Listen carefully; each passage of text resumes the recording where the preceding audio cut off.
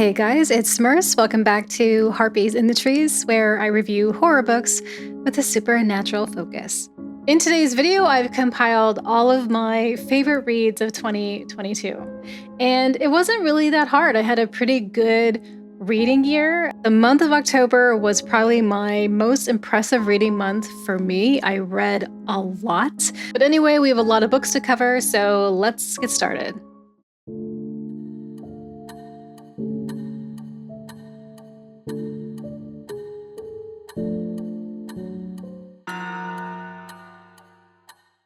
The Last House on Needless Street was a phenomenal read for me. This came from the Abominable box. This is one of those books that I wasn't really sure that I wanted to read. It didn't sound spooky.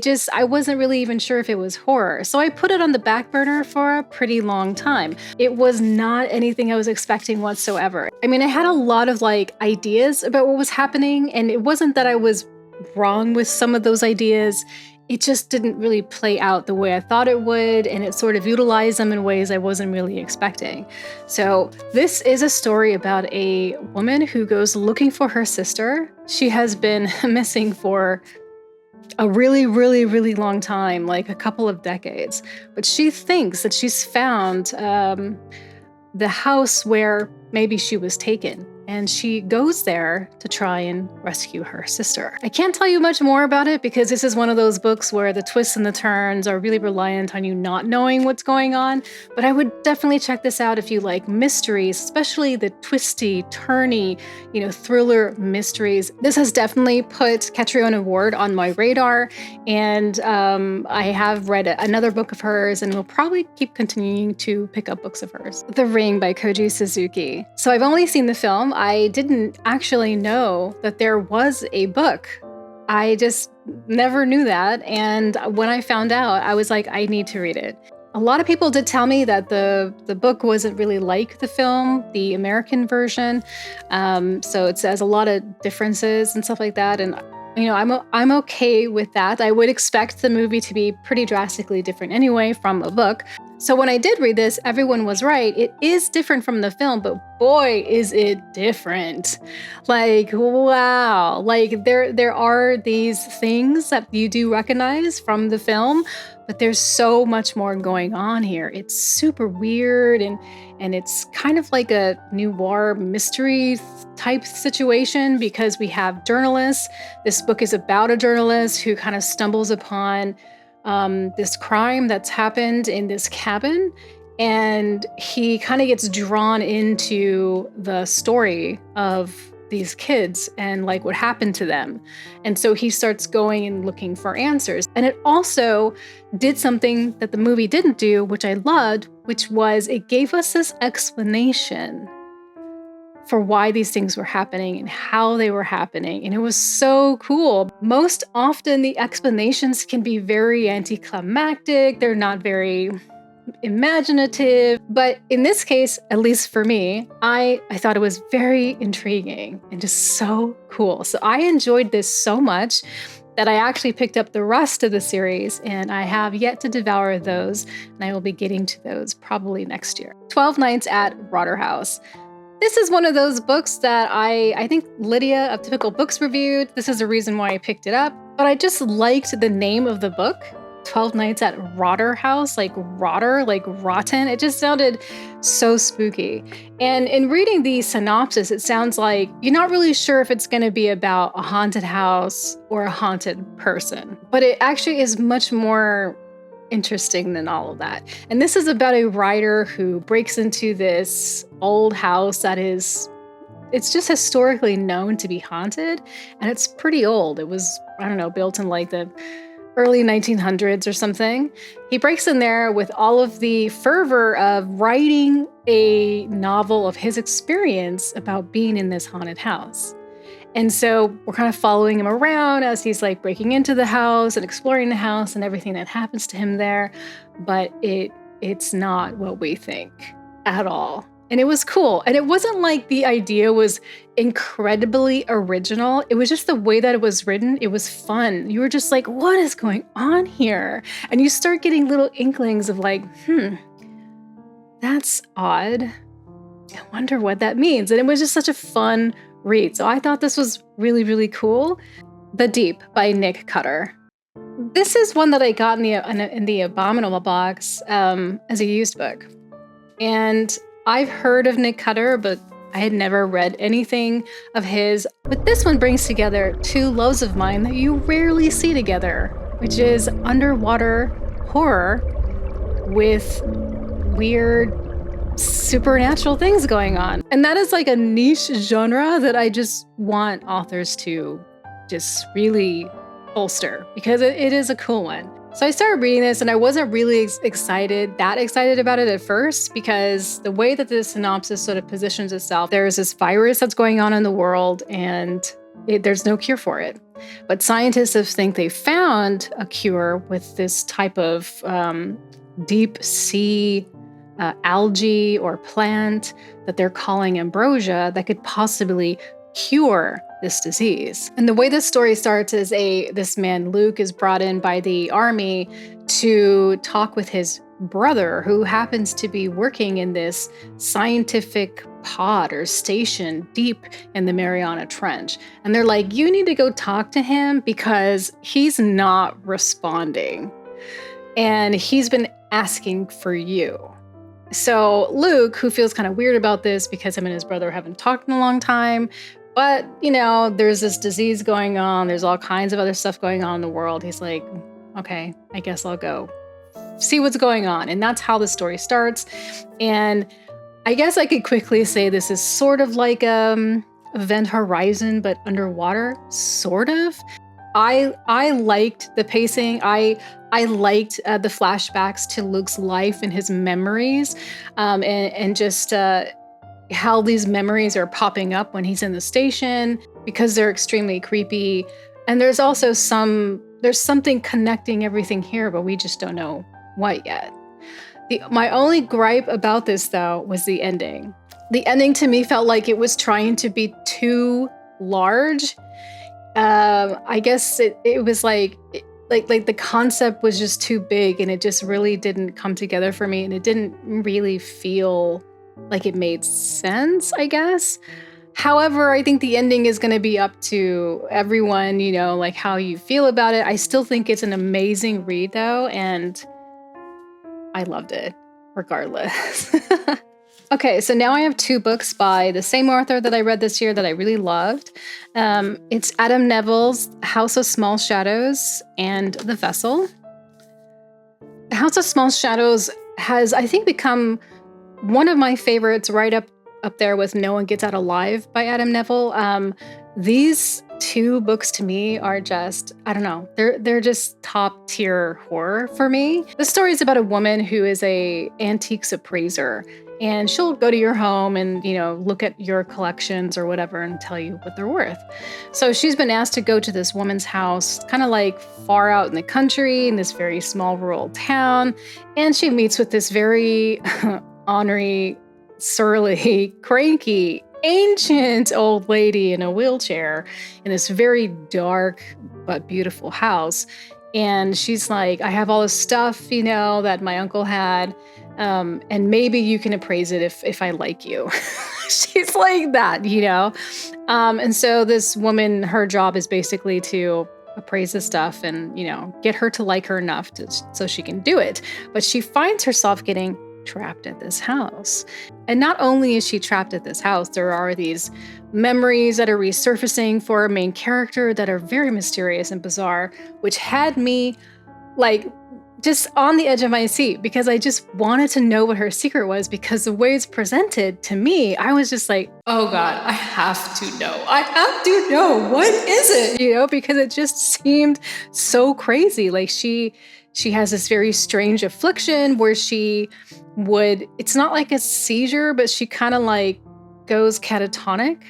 And she would be drooling and just not present or whatever. And this would happen to her occasionally. So you're like, why is this happening? So it's very good. And the old lady is very scary, very creepy. And there are these visually beautiful moments in the story. Just in the stuffs, all of the artwork there. It's this uniquely conceptual artwork that's explained. And There's the house itself, which is kind of a time capsule. And then there's these sort of surreal moments that begin to happen. And I don't know. It was just so good. I love haunted stuff, the paranormal. I love supernatural. I like this type of thing. So this was like everything I like, just weird, creepy, scary, unusual, surreal. It was so cool. Also, the old lady in the wheelchair, she's like dressed in like Victorian garb. Like she's like, a million years old, but she's like, this was my look, and this is how I'm going out. But she just looked and sounded, she was horrible, but she sounded like visually cool. So loved this. And then In the Vessel, which is a very, very short novel. I noticed that Adam Neville's writing a little bit shorter novels now than before.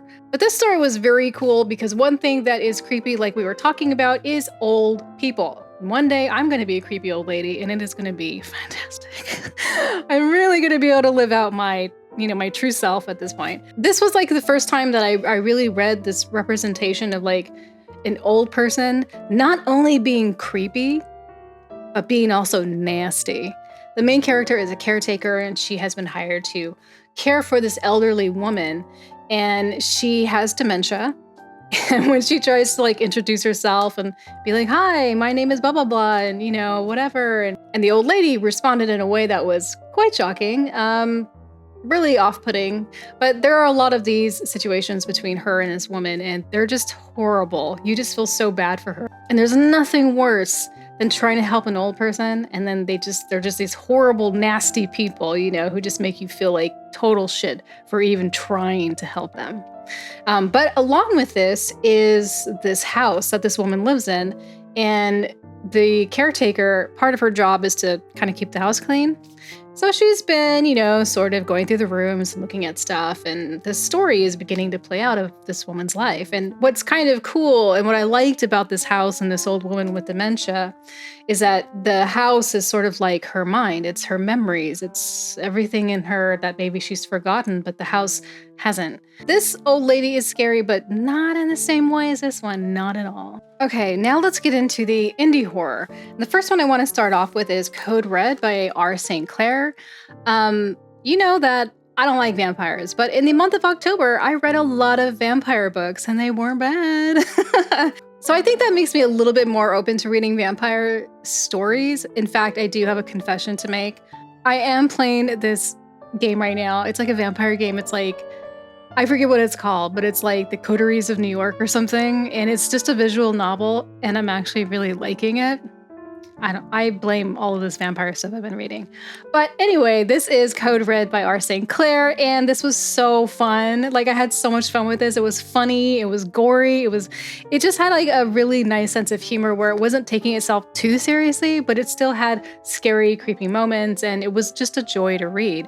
This is about a young girl who is like a nurse's assistant at Wormwood Asylum, and one day she's bitten by a patient who believes that he's a vampire. And after this takes place, all hell breaks loose, things start going crazy, but it's not the same old vampire story that you're used to hearing. It's different.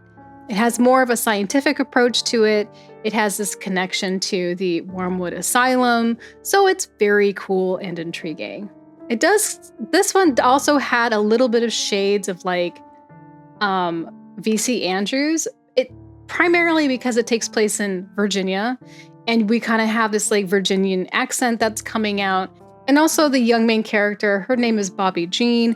She kind of reminds me of some of the V.C. Andrew characters. The next one is The Possession of Natalie Glasgow by Haley Piper. This was an interesting one. I remember when I got it, I was like, why is there a lion on the cover? And then after I read the story, I was like, that's why there's a lion on the cover. But this was very cool. This is another one like Code Red that just wasn't what you were thinking. It's not that kind of possession that you think you're going to hear the same old things over and over again. This one was very different. It had its own take, and it was was very, very cool. So I can't tell you much about it because it's very, very short, but if you like possessions, you're looking for something a little bit different, a little bit fresh, you should try this. The Eater of Gods.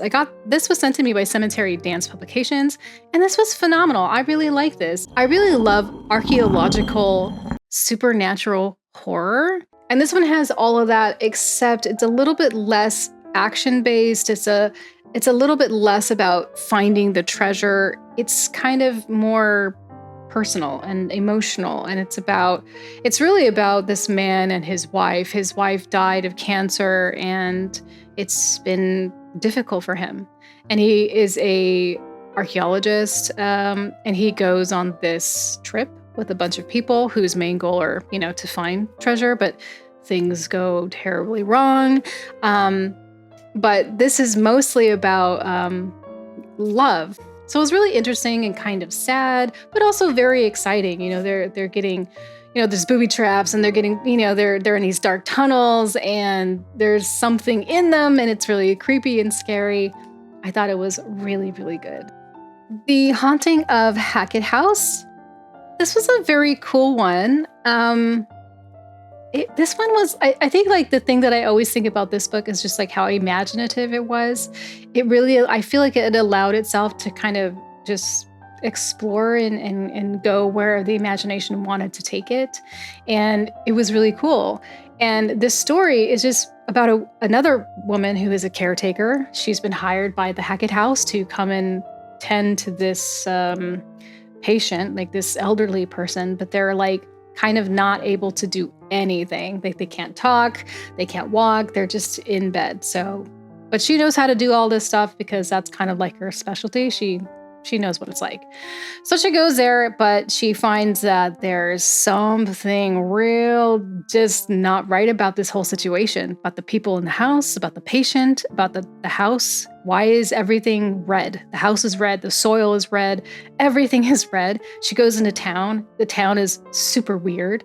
So it was just really fantastic. And I really enjoyed this story. So I've been looking to read more by Astrid Adams.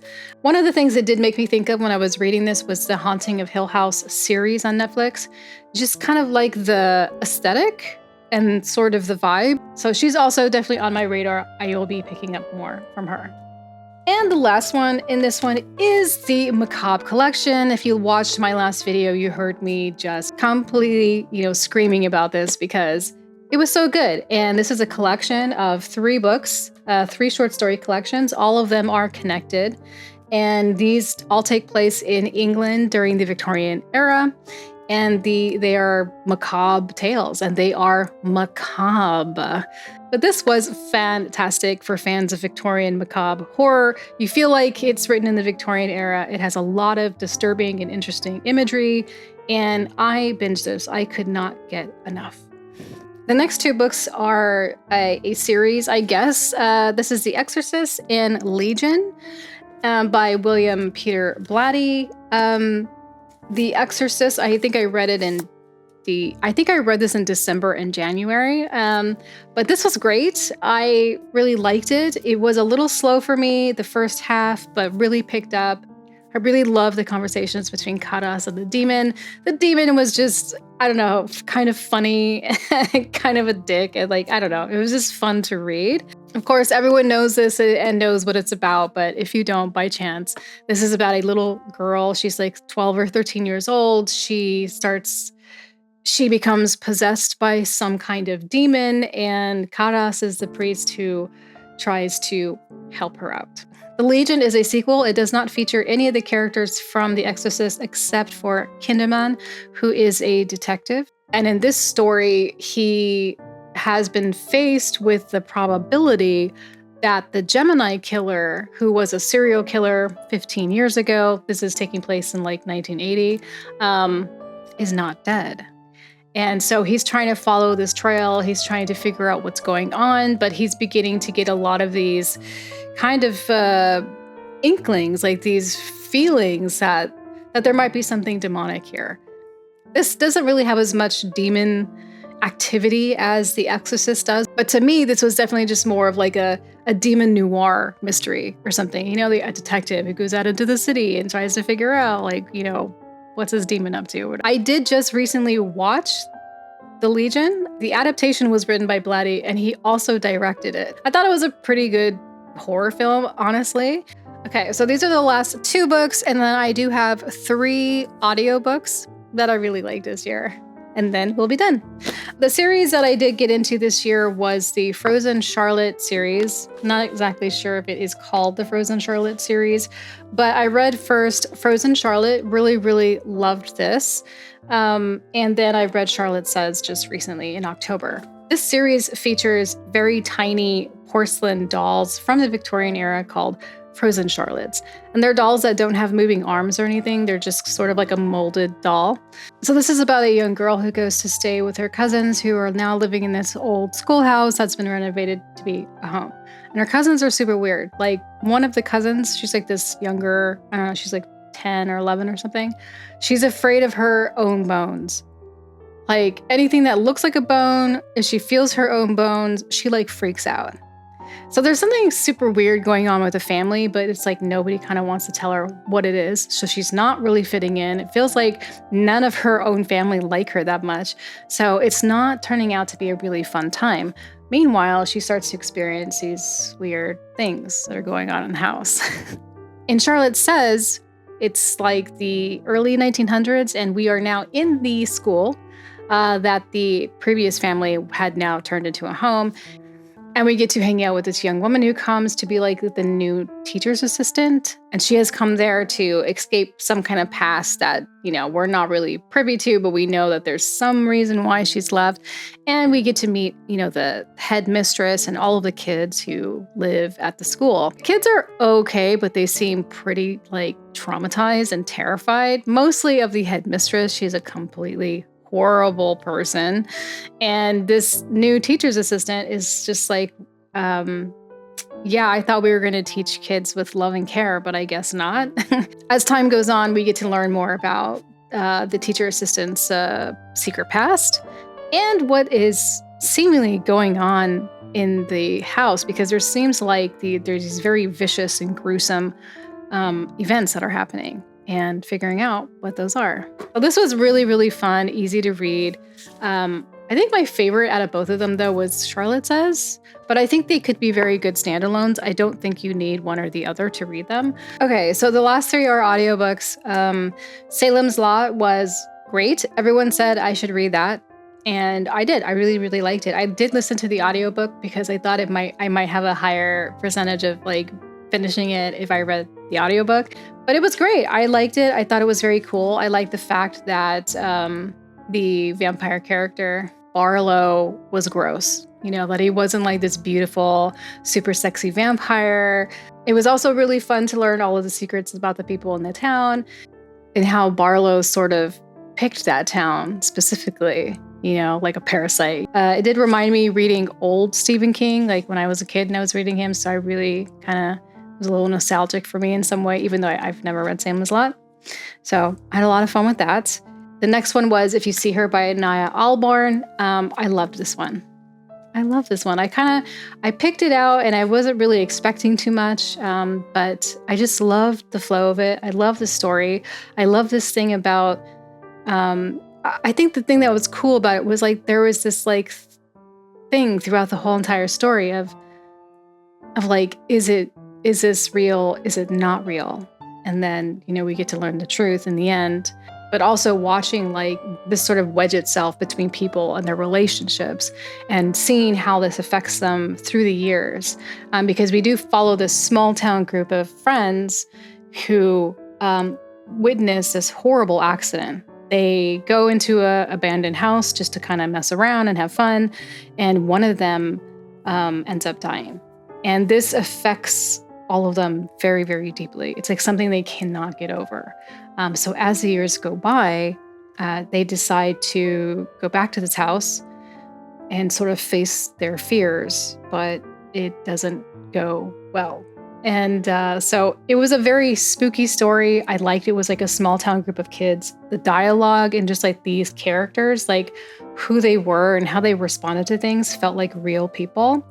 And it was just spooky and creepy and interesting to see how it was going to play out. Sometimes I really like it when authors like go full hog, where they're like, oh yeah, there's a face of blood coming out of the mirror and things like that. Like, I love that stuff, but I also like it too when it's subtle, when you're not sure. I don't know. If it's done the right way, it's just real effective. And the last one was the Halloween tree. The Halloween tree was very cute, very sweet. Just something that when I was listening to it, first of all, I was like, I feel like I'm in kindergarten again. This is awesome. It just seems really nostalgic. It has this very cool and fun, playful vibe. Sort of was reminding me a little bit of like Nightmare Before Christmas because I was just imagining this story in stop motion. So it was just very fun, playful. And some of the lines were just, oh my God, they were so beautiful. I love the Halloween tree with all of its lit up lanterns and, it was just sort of like magical. And that's what I really liked about it. Magical Halloween. So those are all of the books that I enjoyed in 2022. I had a great year. I hope you found some books here that you might want to take a chance on. I hope that you like them. If you do, please like and comment down below. Let me know your thoughts on these books. Please subscribe if you would like to get more videos from me. And other than that, please take care of yourself, look out for each other, and I will talk to you next time.